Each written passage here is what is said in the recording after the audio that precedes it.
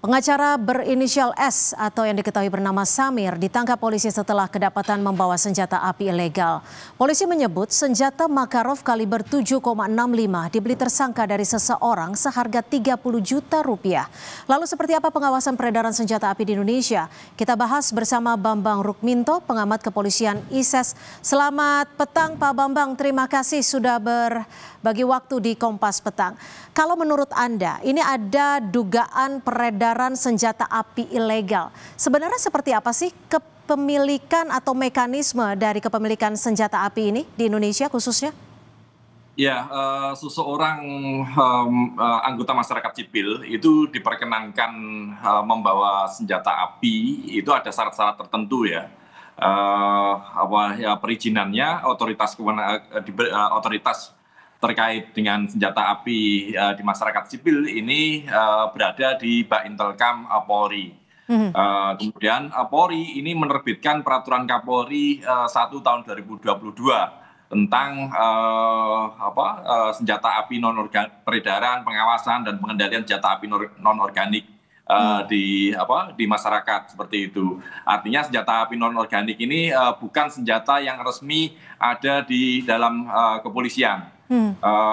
Tetapi perizinannya itu harus melalui tahapan-tahapan tertentu, diantaranya juga harus memulai dari rekomendasi dari Perbakin, Satuan Menembak Indonesia, karena peruntukan senjata api non-organik ini rata-rata digunakan untuk olahraga, maka harus ada perizinan dari Perbakin.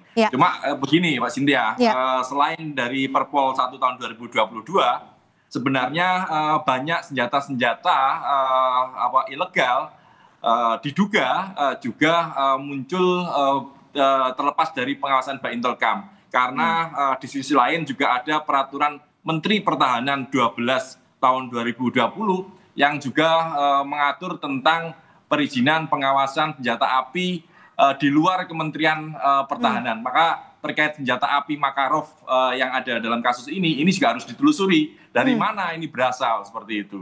Ini kan polisi sudah menyebut bahwa pengacara Samir ini membawa senjata secara ilegal, artinya ia tidak memiliki izin dan mendapatkan senjata Makarov ini seharga 30 juta rupiah. Kalau Anda melihat dari mekanisme ataupun runutan kepemilikan senjata api ini, apakah ada dugaan-dugaan ataupun peredaran senjata api ini digunakan oleh ataupun dilakukan oleh oknum? Senjata api ini adalah bukan rakitan yang dibuat oleh home industry seperti yang beredar yang digunakan oleh para kriminal ya. Makarov ini adalah pabrikan, artinya dia didatangkan dari luar. Tentu bisa melewati jalur legal maupun jalur ilegal. Kalau saya menduga dengan adanya temuan ini pasti di jalur ilegal atau dulu pernah legal, tetapi perizinannya kemudian tidak diteruskan. Dari siapa Makarov ini sampai ke si pelaku Samir ini yang harus ditelusuri. Bisa jadi dari oknum, tetapi yang pasti ini datang secara resmi ya, atau diselundupkan oleh oknum, karena pengawasan terkait masuknya senjata api pabrikan ini tentu juga sudah sangat ketat, baik dilakukan oleh Bais TNI maupun Baintelkam Polri seperti itu.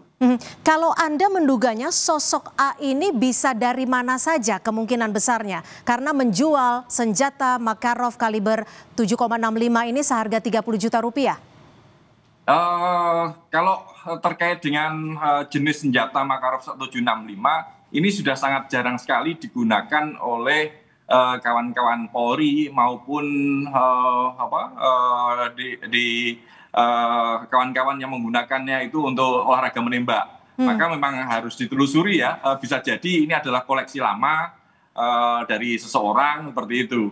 Maka terkait dengan itu siapa yang mendatangkan ini sangat penting. Siapa distributor yang mendatangkan Makarov ini gitu. Tahun berapa itu didatangkan? Karena kalau tadi saya sampaikan di awal, ada 2 peraturan yang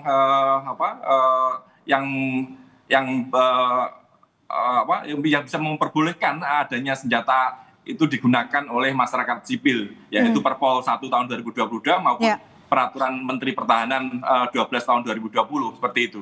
Pak Bambang, tapi ada tidak sih kemungkinan jaringan lintas negara untuk mendapatkan senjata api jenis Makarov ini?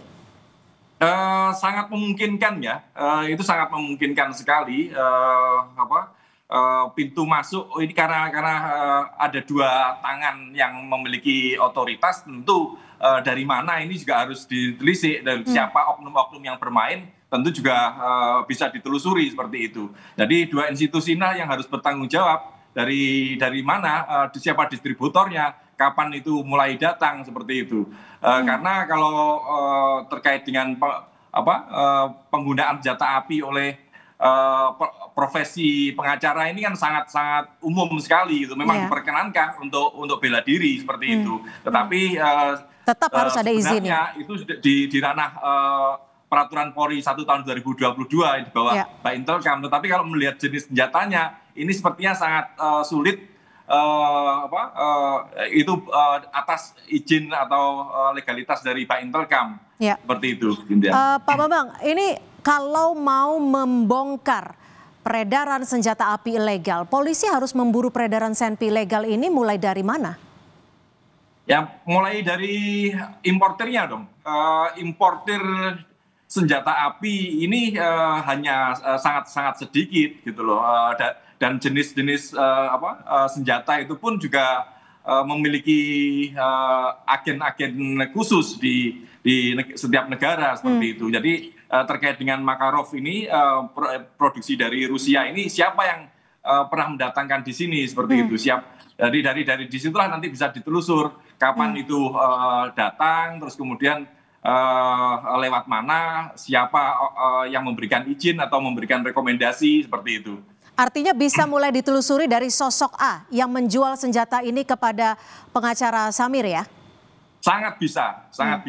Karena sosok A ini pasti juga dia tidak merakit, karena jelas ini adalah senjata api produksi pabrikan yang jelas identitasnya seperti itu. Jadi sangat bisa ditelusuri dari oknum A ini.